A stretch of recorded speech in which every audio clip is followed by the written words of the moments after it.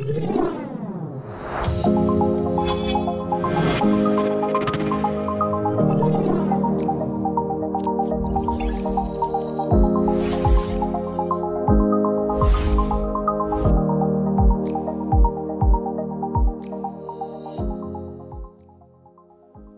Everyone, welcome to another episode of PSX insights by SFEL। आपका last episode पे जो हमें फीडबैक रिसीव हुआ that was really encouraging for us. और इसी तरह हम इस एपिसोड में कुछ नए इंसाइट्स और कुछ नई अपडेट्स के साथ आपके लिए हाजिर हुए हैं। सो बिफोर गोइंग फॉरवर्ड मैं आपको कुछ दिखाना चाहता हूँ। लास्ट 2 मंथ्स जिस वक्त ईरान US की वॉर चल रही थी, ओवरऑल फाइनेंशियल मार्केट्स पैनिक करी हुई थी। नॉट एग्जैक्टली सारी फाइनेंशियल मार्केट्स नहीं, सभी पैनिक में थे उस वक्त कि क्या होने जा रहा है। और स्पेसिफिकली फाइनेंशियल मार्केट्स बहुत ज़्यादा पैनिक में थी। उस दौरान जो पी SFEL ने ट्रेड कॉल्स शेयर की हैं अपने ग्रुप पे, वो थी 38 कॉल्स, और जिसमें से 23 हमारे TPs हिट हुए हैं। That is really amazing result. 79% का हमारा ये तकरीबन विन रेट बनता है, विच इज रियली अमेजिंग। कुछ हमारे स्टॉप लॉसेस भी हिट हुए हैं और कुछ ट्रेड कॉल्स हमारी अभी चल रही हैं। आप लोग भी अगर चाहते हैं कि ये ट्रेड कॉल्स आपको रिसीव हों तो नीचे दिए गए नंबर्स पे आप जो है हमसे कांटेक्ट करें, अपना अकाउंट ओपन कराएं हमारे पास और ये ट्रेड कॉल्स मौसूल करें। और जो SFL के क्लाइंट्स हैं जिनको मौसूल नहीं हो रही हैं ट्रेड कॉल्स, वो भी नीचे दिए गए नंबर पे कांटेक्ट करें और आपको भी ये ट्रेड कॉल्स रिसीव होना स्टार्ट हो जाएंगी। तो मैं दिखाता हूँ किस तरीके से हमें ट्रेड कॉल्स रिसीव होती हैं। ये मैं उस ग्रुप का स्क्रीनशॉट शेयर कर रहा हूँ। ये TPL की ट्रेड कॉल थी जो कि हमने शेयर की थी। 8 मई को ये शेयर हुई थी ट्रेड कॉल, और 18% का इस पे रिटर्न हमें जनरेट किया है हमारी ट्रेड ने। इसी तरीके से मेरिट की ट्रेड कॉल थी, 15% का इस पे भी रिटर्न जनरेट हुआ है। और लास्ट जो हमारे पास में काफ़ी कॉल्स हैं, मैं उसमें से कुछ आपके साथ शेयर कर रहा हूँ। ये एक कॉल थी TOMCL की, 14% का इस पे रिजल्ट हमारे पास जनरेट हुआ है, which is really amazing considering कि इस वक्त सारी फाइनेंशियल मार्केट्स प्रेशर में थी। सो शो स्टार्ट करते हैं। Let me introduce you to my colleague Haris भाई। सो कैसे हैं हारिस भाई? और आपके पास क्या इंसाइट्स हैं, क्या आप जो है हमारे लिए डेवलपमेंट्स लेकर आए हैं आज के शो में? जी, जैसे हमने लास्ट वीक के भी स्टार्ट में मैक्रो लेवल पे और माइक्रो लेवल पे जो डेवलपमेंट्स थी उनको रिव्यू किया था। ऑब्वियसली ये बहुत इंपॉर्टेंट होती है किसी भी बिजनेस एनवायरनमेंट को गेज करने के लिए, ये जो डेवलपमेंट्स हैं। क्योंकि बिजनेसेस जो है, हमने लास्ट वीक में भी ये बात की थी कि आइसोलेशन में ऑपरेट नहीं कर रहे, और ऑब्वियसली डायरेक्ट इम्पैक्ट आता है कोई भी ऐसी डेवलपमेंट्स होती हैं जब। तो हमने last week mostly developments positive थी, और उसका जो हमने लास्ट एपिसोड में हमने बात की थी, और उसका इम्पैक्ट डायरेक्टली मार्केट में भी आया, मार्केट परफॉर्मेंस में भी आया। First of all, cut off yield जो है वो डिक्लाइन हुए हैं तमाम टेनोर्स में जो टी बिल ऑक्शन हुए हैं लास्ट वीक में। ये बड़ा पॉजिटिव साइन है। यील्ड रिवर्सल बड़ा एक अच्छा साइन होता है। इट सिग्नल्स के जो इन्फ्लेशनरी प्रेशर है वो कहीं ना कहीं ईज आउट होता जा रहा है, और इन फ्यूचर हम शायद इंटरेस्ट रेट्स के डिक्लाइन की हम उम्मीद कर सकते हैं। Maari Energies begins gas supply from Shams 1 discovery to SNGPL। ये इनके लिए एक की ऑपरेशनल माइलस्टोन है। जो भी E&P सेक्टर्स में जो भी डेवलपमेंट्स होती हैं, ये एक कंपनी को तो एक बूस्ट देती ही है, लेकिन ओवरऑल अगर हम हमारे इकोनॉमी के हवाले से देखें तो हमारे करंट अकाउंट के लिए बड़ा एक पॉजिटिव साइन होता है, क्योंकि ये इंपोर्ट्स का जो हमारे बिल है उसको कर्व करती हैं, और ऐसे हालात में इस तरह की डिस्कवरीज आना ये एक बहुत ज्यादा पॉजिटिव साइन है। M2 ब्रॉड मनी जो है उसका उसमें इंक्रीज आया है 117 मिलियन का इन अ वीक। बेसिकली 0.6% इंक्रीज है जो बैंक्स के डिपॉजिट्स हैं। ये एक पॉजिटिव साइन शॉर्ट टर्म में आप इसको जरूर कंसिडर करें। It it shows increase demand of credit, और बैंक्स में अगर डिपॉजिट्स इंक्रीज हो रहा, तो आप इवन बैंक्स की परफॉर्मेंस को भी आप ये इन द फ्यूचर आप एक्सपेक्ट कर सकते हैं, क्योंकि डिपॉजिट्स, हायर डिपॉजिट्स उनके लिए ज्यादा बेनिफिशियल होते हैं उनकी परफॉर्मेंस के हवाले से। OGDC brings Sahito 1 discovery well and Bobby D 1 into production। ये भी मैंने जैसे कि माड़ी एनर्जीज के केस में बताया, OGDC का भी यही है, और OGDC के हवाले से पहले भी डिस्कवरीज आती रही हैं। और ये हमारा E&P सेक्टर ओवरऑल बहुत ही अच्छा परफॉर्म कर रहा है। इवन जब हमारी oil prices international oil prices नीचे थी, तब भी ऐसी डिस्कवरीज हमें देखने को मिलती मिलती रही। और अब जब हमारी ऑयल प्राइसेस इंटरनेशनली थोड़ी सी इंक्रीज हो गई थी, तो इनकी एक्सप्लोरेशन की वायबिलिटी बहुत ज्यादा बढ़ गई थी। तो डेफिनेटली ये वो सेक्टर है कि जिसको हम एक सेफ हेवन के तौर पे कह सकते हैं कि ये परफॉर्म, अगर ये हमारे अगर रिस्क ऑफ सिनेरियो भी हो तो ये डेफिनेटली ये परफॉर्म करता है डिफेंसिव सेक्टर। और इस तरह की अभी पीपीएल की भी इसमें एक डेवलपमेंट है, उसको भी आप इसके साथ रिलेट कर सकते हैं। और भी ये हमारे लिए एक ओवरऑल बड़ा एक अच्छा सिनेरियो बनता है इकोनॉमिक मैक्रो इकोनॉमिक लेवल पे। Government keeps petrol and diesel price unchanged. मैंने इसको न्यूट्रल कहा है क्योंकि अगर आप एक दो हफ्ते से बात करें तो as such international oil prices इतना ज्यादा डिक्लाइन नहीं आया। पहले जो डिक्रीज आया उसका वो प्राइस इन हो चुका है, और गवर्नमेंट जो हमारी जो स्टॉक मार्केट है उसने उसका इम्पैक्ट ले लिया। मार्केट एक चीज का बार बार रिएक्शन नहीं देती। फर्स्ट इंस्टेंस था जब इंटरनेशनल ऑयल प्राइसेस जो है वो नीचे गई हैं, तो हमारी हमारी इक्विटी मार्केट ने भी अच्छा परफॉर्म करना शुरू कर दिया। तो अब ये जो गवर्नमेंट ने वो उसको पास ऑन भी किया अल्टीमेटली। और इस दफा इस जो प्रीवियस वीक में हमने देखा कि अनचेंज है। तो एज सच मैं इसको न्यूट्रल देख रहा हूँ, कोई खास ना पॉजिटिव है ना नेगेटिव है इसमें। Barclays raises Pakistan dollar bonds to overweight, it shows के मैक्रो इकोनॉमिक आउटलुक बेहतर हुई है पाकिस्तान की, अगर बार्क्लेज ने डॉलर बॉन्ड्स को ओवरवेट किया है, पाकिस्तान डॉलर बॉन्ड्स को। और इसके अलावा हमारी जो रिजर्व्स हैं, फॉरेन एक्सचेंज रिजर्व्स हैं, वो बड़े स्टेबल रहे हैं। और BYD open third Karachi dealership, ये ओवरऑल इनका सेवेंथ है, जो उसको नेशन वाइड अगर जो आप कहेंगे डीलरशिप है, सेवेंथ है पूरे पाकिस्तान में।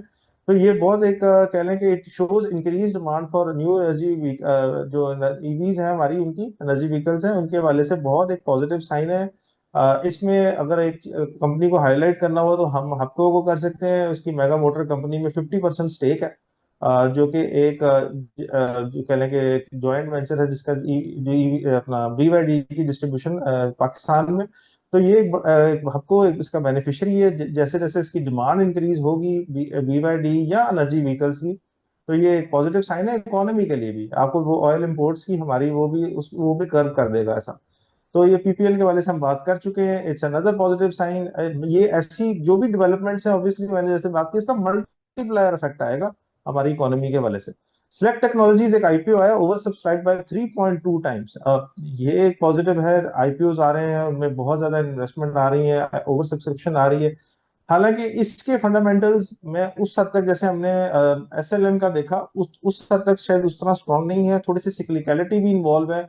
लेकिन ऑब्वियसली डिमांड इतनी ज्यादा और इतनी ज्यादा ओवर सब्सक्राइब हुआ 3.2 टाइम्स। इट शोज के investors confidence in the economy, और आगे भी वो जो रेंज ऑफ सेक्टर्स या रेंज ऑफ कंपनीज में इन्वेस्ट करना चाह रहे हैं। It's a very positive sign. Going forward, SBB reserves fall by USD 1.3 billion. ये थोड़ा सा ये एक मैं नेगेटिव साइन कहूंगा कि हमने कंसिस्टेंटली रिजर्व्स को, स्टेट बैंक के रिजर्व्स इंक्रीज होते गए। ये एक वाहिद एक नेगेटिव एस्पेक्ट है कि यहाँ पे थोड़ा सा डिक्लाइन आया है। और PICL privatisation hits final financial closing milestone, नए ओनर्स जो हैं उनको ट्रांसफर हो चुका है। इसमें अब ये देखें, ये it will improve operational efficiency. यहाँ पे हमारे जो गवर्नमेंट का फिस्कल बर्डन बहुत ज्यादा था, ये लॉसेस में थी।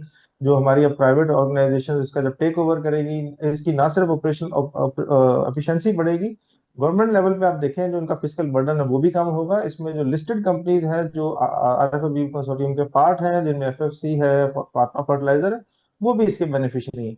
SLM tyres expands truck bus radial tyre capacity by 25%। SLM tyres की बहुत अभी रिसेंटली आईपीओ हुआ है, बहुत ज्यादा डिमांड थी।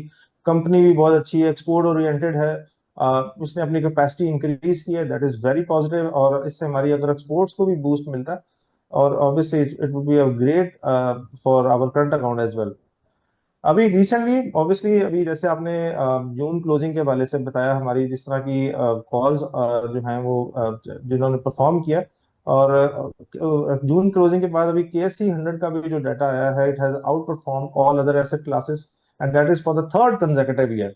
और इसमें आप जी आपकी जो 43 to 44% ऑलमोस्ट जो परफॉर्मेंस आई है इक्विटी की, ये इसने गोल्ड को हो, प्रॉपर्टीज को, फिक्स इनकम को काफी ज्यादा आउट परफॉर्म किया है। और मैं ये समझ रहा हूँ कि अब आने वाले गोइंग फॉरवर्ड भी हमारा हमारा जो मैक्रो इकोनॉमिक इंडिकेटर्स हैं इंटैक्ट हैं। इंशाल्लाह हम इस साल भी शायद ये it might be the fourth year के हम जिसमें आउट परफॉर्मेंस देखें। और ना सिर्फ परफॉर्मेंस अच्छी रही है, इसमें हमारे स्टॉक मार्केट में वॉल्यूम्स भी बहुत अच्छे हमें देखने को मिले। अभी recently as as we recording, अभी कुछ देर पहले ही जून की जो इन्फ्लेशन का डाटा आया है, CPI numbers have increase by 11.1% year over year basis पर। मैं इसको, देयर आर रीजंस कि मैं इसको न्यूट्रल कह रहा हूँ। हम एक दफा एक फियर था, जैसे जैसे ऑयल प्राइसेस इंटरनेशनली बढ़ रही थी, हमें ज्यादा इससे ज्यादा की उम्मीद थी कि शायद यहाँ से हम, क्योंकि ओवरऑल हमारा जो एसपीआई के नंबर्स थे वो बहुत अलार्मिंग थे। अभी तो फूड इन्फ्लेशन उस तरह से इंक्रीज नहीं हुई थी, लेकिन 11.5 11.1% मैं इसको कहूंगा कि प्राइसिंग हो चुका है। अभी रिसेंटली ऑयल प्राइसेस डिक्रीज हुई हैं, तो हमें आगे आने वाले जो डाटा आएगा जुलाई का, जुलाई का और अगस्त का, इंशाल्लाह बेहतरी होगी, अज्यूमिंग कि हम इंशाल्लाह कोई ऐसी एस्केलेशन या कोई ऐसी इंटरनेशनल लेवल्स पे कोई टेंशन ना देखें। तो ओवरऑल पॉजिटिविटी जरूर है, तो इंशाल्लाह हम आने वाले हफ्ते में भी एक मार्केट की अच्छी परफॉर्मेंस देखेंगे। जी युरीत भाई। जी, thank you very much Haris भाई। अच्छा, इसमें आपने एक चीज़ अभी डिस्कस की कि स्टेट बैंक के रिजर्व्स जो है कुछ डिक्रीज हुए हैं around 1.3 billion. So I am assuming कि ये इसका रीज़न, ये जो क्रूड ऑयल एकदम से बहुत ज़्यादा बढ़ा था जंग की वजह से, सो ये उसका रीज़न हो सकता है। जी आप बिल्कुल ठीक कह रहे हैं। ऑब्वियसली जो ऑयल प्राइसेस के बढ़ने से, क्योंकि हमारी जो इंपोर्ट्स का मोर देन 25% ऑयल की इंपोर्ट्स बनती हैं, और उनमें थोड़ी सी भी ऑयल प्राइस की इंक्रीज हमारे काफी ज्यादा बढ़ जाता है। लेकिन रिसेंट हमारा जो करंट अकाउंट का डाटा आया है वो बड़ा एक पॉजिटिव हमें साइन था। हमने रेमिटेंसेस एक रिकॉर्ड हाईस पे देखे। इवन ट्रेड जो हमारा अकाउंट का डाटा था वो भी कोई इतना खास अलार्मिंग नहीं था। एक्सपोर्ट्स में भी हमने कोई बेहतरी देखी। ट्रेड डेफिसिट इनफैक्ट हमारा थोड़ा सा श्रिंक हुआ, कम हुआ। ऑब्वियसली पॉजिटिव नहीं हुआ, तो इवन कम हुआ है, तो दैट इज ऑल्सो पॉजिटिव कि ऐसे हालात में उसका कम होना। अभी हमने एक एक एक्सटर्नल डेट पेमेंट्स कुछ की हैं जिसकी वजह से ये हमें देखने को मिला, लेकिन मैंने इसको नेगेटिव कैटेगरी में डाला है, क्योंकि रिजर्व्स ऑब्वियसली एक कुशन होते हैं। और अब लेकिन अभी भी अब जो हमारे पास 2.5 मंथ्स का, यानी कि 2.5 महीने का अब बोर्ड कवर मौजूद है, और ये कंसिस्टेंटली हम रिजर्व्स को इंक्रीज होता हुआ ही देख रहे हैं, विच इज वेरी पॉजिटिव। तो इंशाल्लाह वक्ती तौर पे नेगेटिव जरूर है, बट इंशाल्लाह ये हम विल रिकवर, इंशाल्लाह हो जाएगा। ठीक है हारिस भाई। अच्छा, इसमें एक चीज़ मुझे और बताइएगा, ये जो जून इन्फ्लेशन को आपने न्यूट्रल किया है, सीपीआई का जो डाटा हमारे पास आया है, सो इसको आप किस तरीके से देख रहे हैं? आप न्यूट्रल क्यों कंसिडर कर रहे हैं इसको? देखिए, डाटा 11.5% हमारे पास ईयर ओवर ईयर इंक्रीज आया है, लेकिन अगर आप इसको कंपेयर करें मई का जो था, उसमें हमने 11.7% ईयर ओवर ईयर इंक्रीज था। और अब लेकिन इसका एक और फैक्टर भी देखें कि लास्ट ईयर इन्फ्लेशन काफी हमारे पास कंट्रोल लेवल पे रही है। तो एक लो बेस इफेक्ट होता है जब हम कंपेयर कर रहे होते हैं, क्योंकि हम ईयर ओवर ईयर फिगर्स को देख रहे होते हैं, तो लो बेस इफेक्ट की वजह से अगर कोई हमारा थोड़ा सा भी इंक्रीज, उसका थोड़ा सा इफेक्ट ज्यादा आ जाता है हमारे नंबर्स में। और इसमें एक चीज बड़ी इंपॉर्टेंट है कि जो फूड इन्फ्लेशन है विच इज लाइक 34% है, 34.6%, दैट इज स्टिल अराउंड 9.4%। उसमें जो ईयर ओवर ईयर इंक्रीज है, हाउसिंग की प्राइस और ट्रांसपोर्टेशन की प्राइसेस में ज्यादा इंक्रीज आया। ये ऐसे चीजें थी जिन्होंने कंट्रीब्यूट किया था इस डबल डिजिट जो इंक्रीज है। तो हमारा अभी इस वक्त रियल इंटरेस्ट रेट दोबारा 0.4% पे आ गया, क्योंकि हम पॉलिसी रेट 11.5% है। पहले तो नेगेटिव था, और अभी ये हमारी जो जो हमारा जो मेन फैक्टर है जिसने ये 11 पॉइंट डबल डिजिट हमें इन्फ्लेशन देखने को मिल रही है, वो इंशाल्लाह हमें स्टेबल होता नजर आ रहा है। ऑब्वियसली जब ऑयल प्राइसेस नीचे आएंगी तो ट्रांसपोर्टेशन कॉस्ट भी कहीं ना कहीं नीचे आ जाएंगी, और फूड प्राइसेस पे उसका स्पिल ओवर का इम्पैक्ट ऑलरेडी आया ही नहीं, तो ऑब्वियसली वो भी कहीं ना कहीं नॉर्मलाइज हो चुका होगा। तो मैं ये अज्यूम कर रहा हूँ कि हमारा इस वक्त जो पूरे साल की एवरेज इन्फ्लेशन भी देखें वो भी अराउंड 7%। तो ये भी एक बड़ा पॉजिटिव साइन है। तो मैं ये अज्यूम कर रहा हूँ कि इंशाल्लाह आने वाले महीनों में अगर तो ये फूड प्राइसेस इंशाल्लाह इंशाल्लाह ऑयल प्राइसेस इंटरनेशनली कंट्रोल रहती हैं, तो that would be very positive, और हम शायद इसमें डिक्लाइन देखें। हम्म। अच्छा यूरित भाई, ये तो होगी मैक्रो इकोनॉमिक डेवलपमेंट जो हमने डिफाइन कर ली है कि ओवरऑल पॉजिटिव साइड पर ही है। केएससी 100 के हवाले से बताएं कि ओवरऑल मार्केट आपको टेक्निकल चार्ट्स पर कैसी लग रही। जी बिल्कुल हारिस भाई, मैं अपनी स्क्रीन शेयर करता हूँ, आपको दिखाता हूँ। अच्छा, मार्केट में जो एक चीज़ बहुत इंपॉर्टेंट है कि हमारे पास बुलिश साइड पे वेटेज बहुत ज़्यादा है, और बेरिश साइड पे वेटेज इतना कोई ख़ास हमें नज़र नहीं आ रहा। बुलिश में हम अगर देखें मार्केट में, ईएमए 2155 बैंड जो है वो कंसिस्टेंटली मार्केट उसके ऊपर ट्रेड कर रही है, which is a bullish indication कि मार्केट अभी बुलिश है। इसमें कहीं कोई हमें जो है ऐसी प्रॉब्लम नज़र नहीं आ रही कि मार्केट इसकी में यहाँ से रिवर्सल नजर आ रहा हो। सेकेंडली हमारे पास जो ईएफआई पे है वो बुलिश डाइवर्जेंस थी, मार्केट ने अभी तक जो है ईएफआई मार्केट के साथ सिंक है और उसमें भी कहीं पे हमें कोई डाइवर्जेंस, कोई रिवर्सल की कैरेक्टरिस्टिक नज़र नहीं आ रही है। आरएसआई पे बुलिश डाइवर्जेंस बनाई थी मार्केट ने यहाँ पे, उसके बाद मार्केट ने यहाँ से, जैसा कि फराज भाई अक्सर जिक्र करते हैं कि वी शेप रिकवरी, सो वही टर्मिनोलॉजी मैं यहाँ यूज़ करूंगा फराज भाई की, कि मार्केट ने जब ये डाइवर्जेंस बनाई तो उसके बाद यहाँ से वी शेप रिकवरी की है और स्टिल आरएसआई इसके साथ सिंक है। मार्केट एक बहुत अच्छा बुलिश ट्रेंड फॉलो कर रही है, series of higher highs and higher lows हमें देखने को मिल रहे हैं, so which is very good. अच्छा, इसमें एक चीज़ हारिस भाई मैं आपको और दिखाना चाहूँगा कि जुलाई से दिसंबर की जो मार्केट की कैरेक्टरिस्टिक्स हैं, वो लास्ट 3 इयर्स में मार्केट उसमें पॉजिटिव रही है। 23 का जो जुलाई था, वो जुलाई से दिसंबर मार्केट ने 65% का गेन दिया। उसके बाद फिर मार्केट ने जुलाई से दिसंबर 65 दिया परसेंट का जो है गेन हमें शो करवाया। उसके बाद फिर लास्ट ईयर भी जो है जुलाई से दिसंबर की मार्केट की जो कैरेक्टरिस्टिक है वो बुलिश होती है, कि लास्ट ईयर भी मार्केट ने 65% का हमें रिटर्न शो करवाया है, which is a very good sign कि ये कैरेक्टरिस्टिक मार्केट आई होप कि इस दफ़ा भी कैरी कर रही है, क्योंकि जिस तरीके से हमें मार्केट की इस वक्त जो है ट्रेंड नज़र आ रहा है, मार्केट बुलिश है, कोई इसमें प्रॉब्लम नहीं है।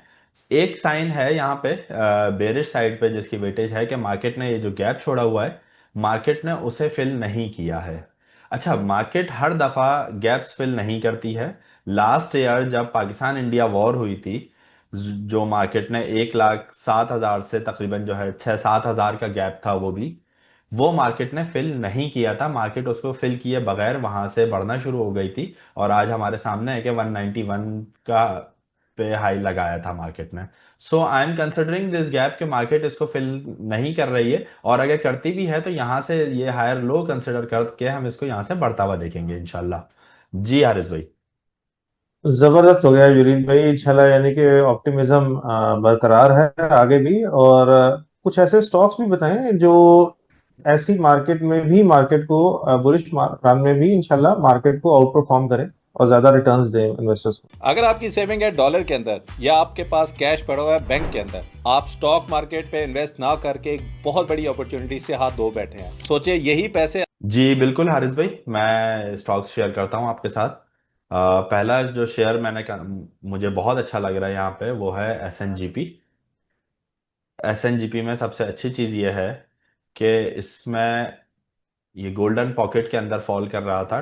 382 की 236 की रिट्रेसमेंट इसने ली है, हायर हाई हायर लो नज़र आ रहा है। अच्छा, इसने यहाँ पे बुलिश डाइवर्जेंस भी बनाई हुई है, ये इसने यहाँ बुलिश डाइवर्जेंस बनाई हुई है आरएसआई पे, उसके बाद ये बढ़ना शुरू हुआ है, which is a very good sign. But मेरे हिसाब से इसमें थोड़ी सी रिट्रेसमेंट अभी आनी चाहिए और बाय जोन इसका यहाँ 11-14 पे होना चाहिए। ये बाय जोन में आता है तो हम डेफिनेटली अपनी जो है प्रीमियम ग्रुप में, एसएफएल के ग्रुप में इसकी ट्रेड कॉल्स शेयर कर देंगे। हारिस भाई, एसएनजीपी के बारे में आपका क्या ख्याल है? फंडामेंटली आप किस तरीके से देख रहे हैं इसको? जी युरीद भाई, एसएनजीपी के हवाले से मैं इतना ऑप्टिमिस्टिक नहीं हूँ। उसकी कई रीजंस हैं। अगर आप इसका सरमाया स्कोर देखें तो बहुत ही मैं कहूँगा कि एवरेज स्कोर है। और इसके अलावा अगर आप इसकी रेशोज पर बात करें तो नो डाउट इसकी कुछ जो है ईपीएस में हमने एक बेहतरी देखी है ओवर द इयर्स। और इसकी जो ओवरऑल ग्रोथ रेशोज हैं वो तक यूं समझ लें कि एवरेज साइड पर है। लेकिन जो मेन इश्यूज हैं, हमने बेसिकली रेशोज को हम देखते हैं ताकि हमें एक आइडिया मिल जाए और हम डिटेक्ट कर सकें कि माइक्रो लेवल पे जा सकें कि प्रॉब्लम लाए कहाँ कर है। अब लेट से ये अगर हम स्टेबिलिटी रेशो देखते हैं तो वहां पे हमें प्रॉब्लम्स कुछ नजर आनी शुरू हो जाती हैं। जैसे कि इसका टोटल डेट और डेट टू इक्विटी रेशो, वो एक बहुत ही मतलब हमारी बैड कैटेगरी पर है। और इसके साथ ही जब आप किसी कोई भी कंपनी कर्जा ले रही होती है तो उसका जो डेट इंटरेस्ट कवरेज रेशो भी ऑब्वियसली उसका इम्पैक्ट आ रहा होता है। तो ये ऑब्वियसली ये सारी चीजें इंटरकनेक्टेड भी हैं। तो ये एक ऐसी चीज है, मुझे जो इस कंपनी के वाले से जो एक खदशा है कि इसको कैश फ्लोज के बहुत सारे इश्यूज हैं। अगर आप इसकी लेटेस्ट फाइनेंशियल स्टेटमेंट्स पर बात करें तो इसमें ऑलमोस्ट 111 अरब रुपया इसने जो आईपीपी से और जो है वो रिसीव करना है। और उसको अगर उसका इंटरेस्ट भी साथ शामिल कर लें तो वो 40 बिलियन के अराउंड बन जाता है। और इसके अलावा जो टैरिफ एडजस्टमेंट्स हैं, जो कि अगर जो गैस प्राइसेस हैं वो इन्होंने जो गवर्नमेंट कम करती है कंज्यूमर्स के लिए और उसके बाद रीइंबर्स करती है एसएलजीपी को, अगर उसकी बात करें तो वो 900 बिलियन के राउंड बन जाता है, विच इज वेरी अलार्मिंग। ये अभी भी रिसीवेबल ही स्टैंड कर रहा है। और इस वजह से कंपनी की अगर आप इसकी ओवरऑल परफॉर्मेंस देखें तो एक साल की लट से एक साल की परफॉर्मेंस देखते हैं तो ये कंपनी उस हद तक परफॉर्म नहीं कर सकी। हमने अर्निंग्स में देखा कि कंपनी की अर्निंग्स बहुत जो है अच्छा ग्रो कर रही है। अगर आज भी देखें तो कंपनी की अर्निंग ऑलमोस्ट 22 रुपये 94 पैसे है। अगर हमने आज की इसकी प्राइस की बात करें तो ये 6 की प्राइस अर्निंग मल्टीपल बनता है, विच इज वेरी गुड। लेकिन जब कंपनी को कैश फ्लोज के इश्यूज होते हैं तो जरूरी नहीं कि वो उसको कैच अप भी करे। तो ये एक इशू है इसकी अर्निंग्स को लेके और इसकी कैश फ्लोज को लेके बेसिकली। अभी इसमें जो मेन चीज है जो अगर हमने डेवलपमेंट्स अगर देखा देखा जाए तो वो इसके जो बजट में अनाउंस हुआ है सर्कुलर डेट के हवाले से ऑलमोस्ट 250 बिलियन पेमेंट रुपीस की पेमेंट गवर्नमेंट ने एलोकेट की है सर्कुलर डेट की पेमेंट के हवाले से। और इसके अलावा ईरान पाकिस्तान की जो गैस पाइपलाइन का जो प्रोजेक्ट था जो शेल्फ कर दिया गया था तेहरान पे जो इंटरनेशनल सैंक्शन थी उसको शायद रिवाइव कर दिया जाए।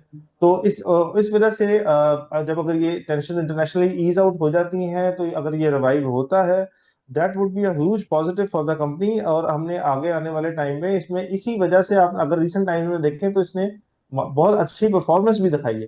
तो ये अपने अगर अगर एक मंथ की परफॉर्मेंस देखें it has out perform KSE 100 index और अभी रिसेंट टाइम में अच्छा परफॉर्म भी कर रही है। लेकिन अभी अगर इसकी सिर्फ अगर हम फाइनेंशियल्स पे बात करें देर आर प्रॉब्लम्स। लेकिन हम इंशाल्लाह ये उम्मीद कर सकते हैं कि अगर ये बिजनेस डेवलपमेंट पॉजिटिव साइड पर आ जाती हैं तो हमें ये एक अच्छा वो जो है क्योंकि ईरान के साथ जो गैस पाइपलाइन का साथ हमारा है एग्रीमेंट उसके तहत इन्होंने 750 million cubic feet natural gas per day supply करना है। ये ना कि सिर्फ कंपनी के लिए फायदा है, ओवरऑल मैक्रो इकोनॉमिक लेवल पे भी हम जैसे बात करते हैं कि उस हद तक भी बहुत ज्यादा फायदा मिलेगा। लेकिन इसमें अभी कुछ ग्रे एरियाज हैं, कुछ अभी समझ लें कि अभी कह लें कि अभी ऐसे इफ्स एंड बट्स कह लें।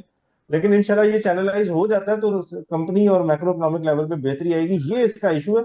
Otherwise company is good to go, इंशाल्लाह ये परफॉर्म कर जाएगी अगर ये इश्यूज रिजॉल्व हो जाते हैं। ओवर टू यू यूएस भाई। जी बहुत शुक्रिया हारिस भाई। और मेरे ख्याल से इसमें फिर आपका और मेरा मिला जुला सा रुझान है कि मेरा भी यही इसमें मानना है कि ये कंपनी थोड़ा सा रिट्रेस करती है, इसका शेयर प्राइस थोड़ी सी रिट्रेस करती है, फिर हमें बाय करना चाहिए। सो जैसे ही वो हमारे बाय जोन में आ जाएगा तो हम उसकी ट्रेड कॉल जो है अपने ग्रुप में लाजमी शेयर करेंगे। यूनिट भाई एसएनजीपीएल के अलावा कोई ऐसा स्टॉक जो आपको लग रहा है कि अब आउट परफॉर्म करेगा केसी 100 इंडेक्स को आने वाले टाइम? जी हारिस भाई बिल्कुल ऐसा ही है। फैसल बैंक मुझे यहाँ पे अच्छा लग रहा है चार्ट्स के ऊपर। फैसल बैंक के बारे में मैं आपको चीज़ें डिस्कस कर देता हूँ कि इसका जो ये रेजिस्टेंस जोन था ये यहाँ से इस जोन को कैरी कर रहा था, रेजिस्टेंस जोन को अपने। इसने उसको ब्रेक किया है कल और आज उसके ऊपर ट्रेड हो रहा था रेजिस्टेंस जोन के। सो ये एक बहुत अच्छा शेयर है। यहाँ पे इसमें एक चीज़ और मुझे इसमें पैटर्न नज़र आ रहा है, मैं आपको वो भी दिखा देता हूँ।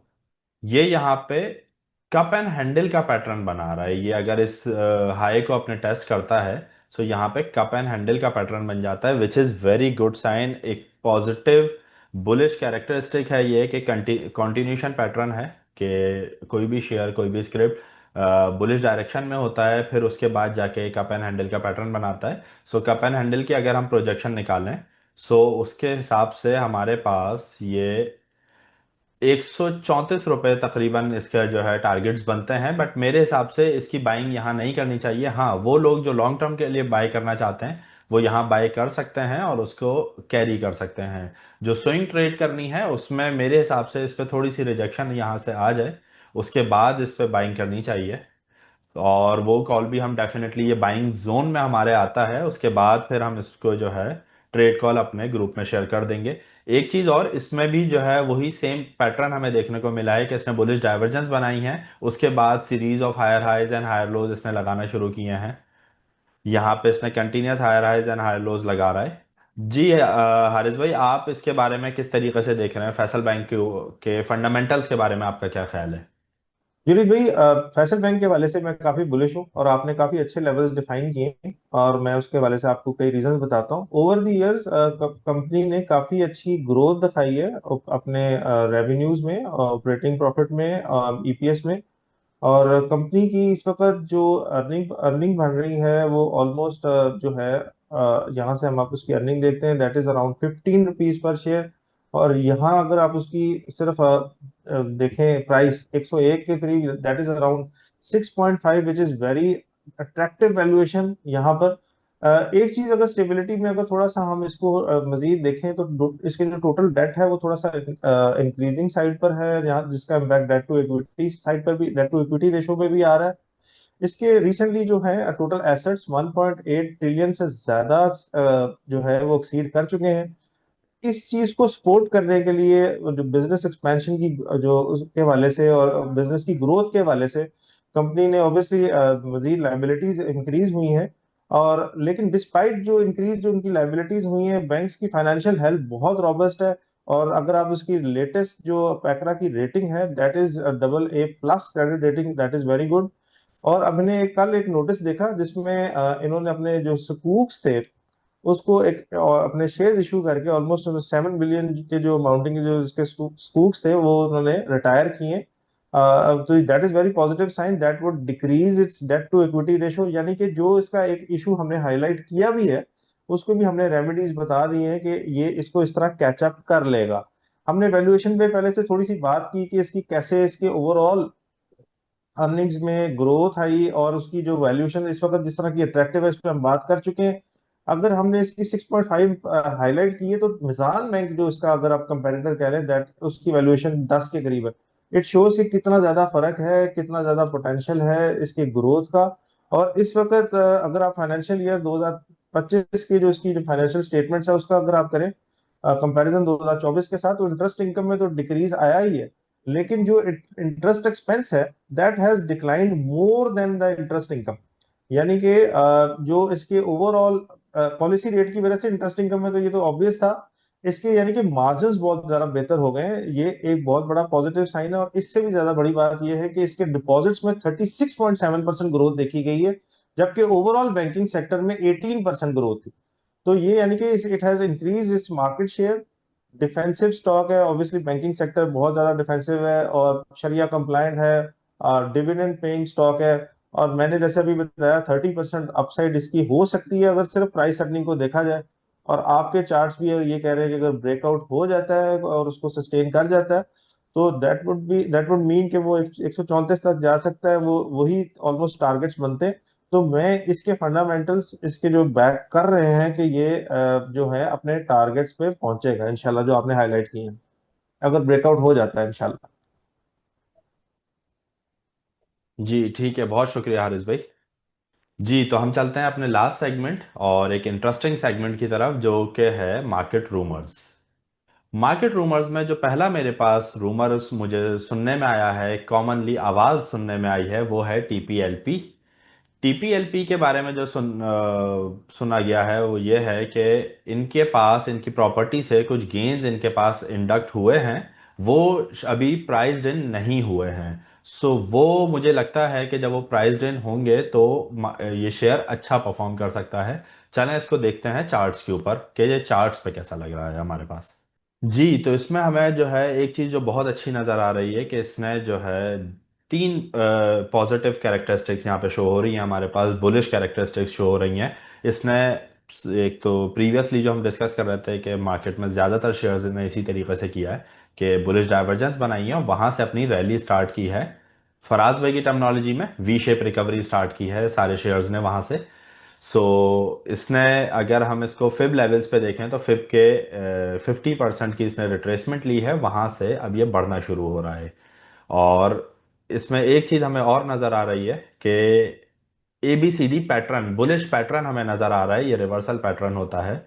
इसने ए की अपनी लेग कंप्लीट की है, A to B, उसके बाद C तक इसकी रिट्रेसमेंट आई है, 50% की रिट्रेसमेंट ली है, और इसने उसके बाद जो इसके टारगेट्स वो बन रहे हैं, एक्सटेंडेड टारगेट्स, वो बन रहे हैं 14 रुपीज के अराउंड। और इसकी जो लास्ट रेजिस्टेंस थी दैट वाज अराउंड 13.6।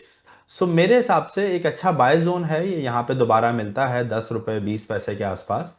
तो यहाँ से बाय करके इसको 1360 तक जो है कैरी किया जा सकता है। वेट करें थोड़ा सा, ये नीचे मिल जाएगा, यहाँ पे ये साइडवेज होके यहाँ में नीचे कहीं मिल जाएगा।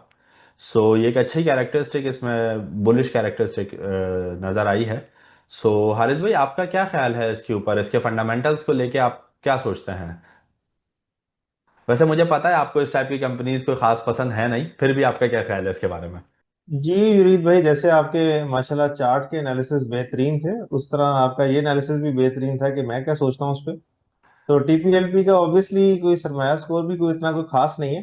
ठीक है, इसकी हमें जब ग्रोथ रेटिंग इसकी देख लेते हैं और स्टेबिलिटी स्कोर देख रहे हैं, तो हमें वैल्यूएशन, एक कंपनी ऑब्वियसली अगर उसके लॉसेस में है, और ये लॉसेस में थी कुछ अर्सा पहले, हालांकि अगर पिछली financial statement annual financial statement देखें, वहां पे इनके लॉसेस थोड़े से कम जरूर हुए हैं। लेकिन डिस्पाइट द फैक्ट कि ऐसी हमें थोड़ी सी बेहतरी देखने को मिली। लेकिन जो है जब इस तरह की कंपनीज को हम वैल्यूएशन देखते ही नहीं है, ऑब्वियसली जब कंपनी स्ट्रगल कर रही है प्रॉफिट कमाने में, तो अगर उसकी प्राइसेस बेहतर भी हैं, अगर अट्रैक्टिव भी हैं, इट डजंट मेक सेंस कि हम उनमें इन्वेस्टमेंट करें। स्टेबिलिटी साइड पे जाएं तो एक चीज हमें थोड़ी सी पॉजिटिव देखने को ये मिलेगी कि इसका डेट जो है ओवर द टाइम थोड़ा सा कम होता जा रहा है।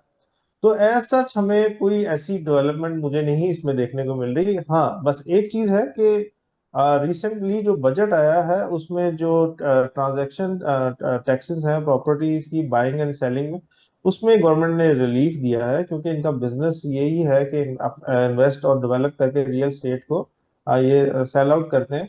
तो दैट कैन बी मतलब big trigger for the company. और अगर लेट से ये जैसे कि इनके अगर इस तरह का बूस्ट आता है और आपकी न्यूज चैनलाइज हो जाती है, तो इनके पास अगर जो डेट लेवल्स भी कम हो जाए, उनको ये पे ऑफ करने से इनकी ज़्यादा फाइनेंस कॉस्ट भी ऑब्वियसली कम होगी, it can be a good turn around story. लेकिन अभी मुझे आन करीब ऐसा नजर नहीं आ रहा। Let's hope for the best. जी, ओवर टू यू यूरित भाई। जी thank you very much Haris भाई। और इसी के साथ मेरे पास एक रूमर और मैंने सुना है मार्केट में, जो इसके एक आम तौर पे सुनने में आ रहा है, वो है एयरलिंक के हवाले से। एयरलिंक के बारे में रूमर, एक तो ये कि न्यूज़ कंफर्म है कि एयरलिंक की सब्सिडरी जो है आईपीओ लेकर आ रही है सेलेक्ट टेक्नोलॉजीज के नाम से। इसमें रूमर यह है कि जो ये जो आईपीओ आ रहा है सेलेक्ट के अंदर, एयरलिंक ऑलरेडी इन्वेस्टेड है अराउंड मोर देन 50% की। सो जब सेलेक्ट का आईपीओ अगर होता है और यहाँ से एयरलिंक चलना शुरू होता है, तो वो हमें अच्छा इसमें गेन नज़र आ सकता है। लेट्स सी इसके चार्ट्स के ऊपर इसकी क्या शक्ल बनी हुई है। जी जैसे कि एयरलिंक को हम देख रहे हैं यहाँ पे, एयरलिंक में एक अच्छा ट्रेंड कंटिन्यूशन ट्रेंड चल रहा है। एक रेजिस्टेंस इसमें आई थी, यहाँ पे जो ये रिजेक्ट हुआ है जिस रेजिस्टेंस से, दैट वाज 170 रुपीज़ का एक रेजिस्टेंस जोन इसने बनाया हुआ है कंटिन्यूसली यहाँ पे। पहले ये यहाँ पे रेजिस्टेंस की तरह एक्ट कर रहा था, उसके बाद फिर ये एज अ सपोर्ट इस जोन ने एक्ट किया, उसके बाद फिर ये यहाँ पे एज अ रेजिस्टेंस इसने एक्ट किया। 1 2 3 4 5 6 टाइम्स ये रेजिस्टेंस टेस्ट हो चुकी है। सो आई एम अज्यूमिंग कि यहाँ से अब जब ये इस रेजिस्टेंस को हिट करेगा तो ये इसको ब्रेक करके अपसाइड मूव कर जाएगा। सो इसमें एंट्री पॉइंट जो आज की क्लोजिंग है, जो आज एंट्री थी मार्केट की 158.90 की, वो एक अच्छी एंट्री बन सकती है यहाँ पे। और स्टॉप लॉस इसका हम अराउंड, इसका जो प्रीवियस लो है 146, उसके लो के नीचे रख के इस ट्रेड को कैरी कर सकते हैं। इसमें स्विंग ट्रेड भी हम कर सकते हैं। और शॉर्ट टर्म टारगेट्स हमारे 170 होंगे, इनिशियल पहला जो टारगेट हमारा होगा वो 170 होगा। एंड ओवरऑल जो लॉन्ग टर्म टारगेट्स हैं इसमें, उसके बाद फिर हम इसको 184 185 के अराउंड देख सकते हैं। ये यहाँ पे इसमें अच्छा पोटेंशियल है। जी हारिस भाई, इसके बारे में क्या ख्याल है, इसको फंडामेंटली किस तरीके से देख रहे हैं आप एयरलिंक को? जी यूरित भाई, एयरलिंक का जो सरमाया स्कोर, अगर इसकी रेटिंग्स अगर हम देखें तो एक एक एवरेज इस वक्त शो हो रही है। अगर इसकी ग्रोथ साइड पर जाएं तो कंपनी ने बड़ी इसकी फिनोमिनल ग्रोथ हमने देखी पिछले 5 सालों में। लेकिन एक इसमें बड़ी नोटेबल बात देखिएगा कि गो कि इसकी 5 सालों की ग्रोथ बड़ी अच्छी है, लेकिन पिछले एक साल, मतलब अगर 2024 से 2025 तक कंपेयर करें, तो ग्रोथ ऑलमोस्ट स्टैग्नेंट है। ठीक है, ये कंपनी एक टाइम पर बहुत ही, अगर हम इसकी प्राइस अर्निंग का भी कंपैरिजन करें तो बड़ी अच्छी प्राइस पर होती थी, बहुत ही अंडर वैल्यूड 7.92 पे भी ये रही है, 7.59 पर। और वहां से 2-3 साल पहले बहुत ही इसने अच्छी रैली दिखाई। ये अभी इस वक्त मैं इसको अंडर वैल्यूड नहीं कंसिडर करूंगा। 12.71 is not an under valuation, हालांकि ग्रोथ कंपनीज के लिए कह भी सकते हैं। लेकिन इसमें एक सिक्लिकलिटी जरूर इन्वॉल्व है। अभी रिसेंटली जो गवर्नमेंट ने 20% कट की है regulatory duty imported mobile phones पर, वो इस कंपनी के लिए एक नेगेटिव साइड जरूर है, नेगेटिव साइन जरूर है। जिसमें आप सेलेक्ट टेक्नोलॉजी की बात कर रहे थे, that is involve in the assembling of local mobile phones, और उनके लिए ऑब्वियसली जब डिमांड सप्लाई की आप बात करें तो उसमें एक इनके लिए भी एक नेगेटिव साइन जरूर होगा। एयरलिंक ने रिसेंटली हाइसेंस एक इंटरनेशनल ब्रांड है उसको लॉन्च किया कुछ, वहां से इनको एक अच्छा एक रेंज ऑफ जो हाइसेंस टेलीविजन और एयर कंडीशनर्स के प्रोडक्ट्स थे। लेकिन ये सारी चीजें प्राइसिंग हो चुकी हैं। मैं समझ रहा हूँ कि ये एक बहुत ज्यादा डिपेंड करती है एक अच्छे फेवरेबल इकोनॉमिक एनवायरनमेंट में।